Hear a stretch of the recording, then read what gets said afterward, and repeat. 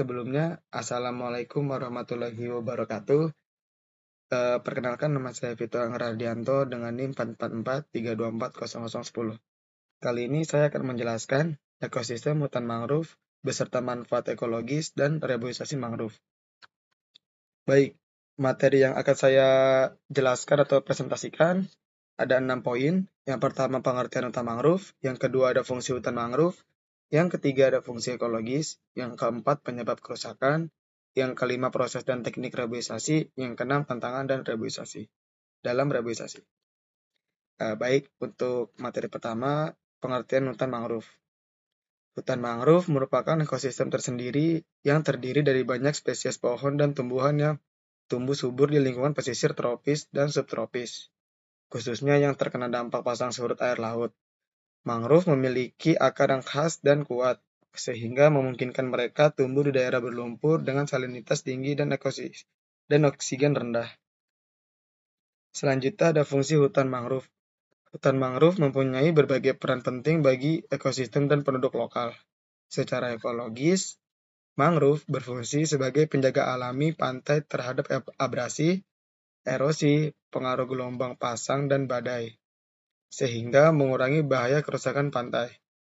Mangrove juga menjadi rumah bagi berbagai spesies ikan, kepiting, udang, burung, dan organisme lainnya, menjadikannya kawasan dengan keanekaragaman hayati yang penting.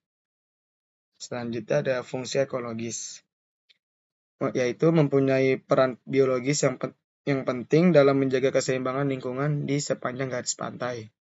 Hutan mangrove menggunakan akarnya yang kuat untuk menahan gelombang laut, sehingga melindungi pantai dari abrasi, erosi, dan kerusakan akibat badai. Selanjutnya ada penyebab kerusakan, ada 6 poin. Yang pertama ada konversi lahan, yang kedua ada pembangunan, yang ketiga ada penebangan liar, yang keempat ada pencemaran, yang kelima ada perubahan iklim, yang keenam ada penambangan. Baik, untuk poin pertama yaitu pengalihan hutan mangrove menjadi tambak, perkebunan, pemukiman, dan lahan industri. Yang kedua, itu pembangunan jalan, pelabuhan, dan resort wisata di wilayah pesisir. Yang ketiga, itu pengambilan kayu mangrove untuk bahan bangunan, kayu bakar, atau keperluan yang lainnya. Yang keempat, itu ada limbah industri, pertanian, dan rumah tangga yang mencemar area, merusak kualitas tanah dan air. Yang kelima, ada kenaikan permukaan laut dan suhu yang mengganggu pertumbuhan. Yang keenam, penggalian pasir atau kegiatan penambangan lain di sekitar pesisir yang menyebabkan erosi. Selanjutnya ada proses dan teknik reboisasi, yaitu penanaman kembali hutan mangrove memerlukan berbagai prosedur penting untuk mencapai pemulihan ekosistem yang berkelanjutan. Pertama, dipilih tempat yang cocok untuk pertumbuhan mangrove dengan mempertimbangkan kondisi pasang surut, jenis tanah, dan salinitas. Langkah selanjutnya adalah memilih jenis mangrove yang sesuai dengan habitat setempat, seperti Rhizopora dan Avicennia.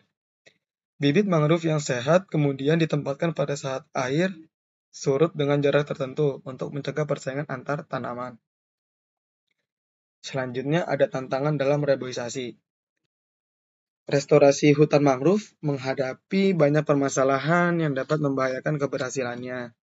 Salah satu kendala yang paling signifikan adalah kondisi iklim yang tidak menguntungkan, seperti variasi salinitas, erosi tanah, dan sedimentasi yang berlebihan, yang dapat menghambat pertumbuhan bibit bakau.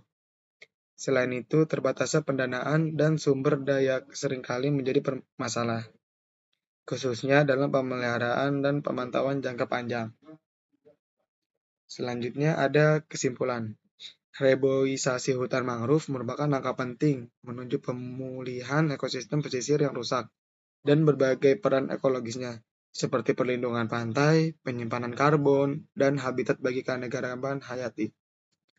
Reboisasi dapat meningkatkan ketahanan habitat pesisir terhadap perubahan iklim dan bencana alam dengan melakukan upaya yang disengaja seperti pemilihan lokasi yang tepat, varietas mangrove yang sesuai dapat pengelolaan jangka panjang.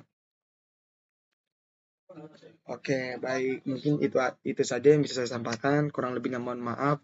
Wassalamualaikum warahmatullahi wabarakatuh.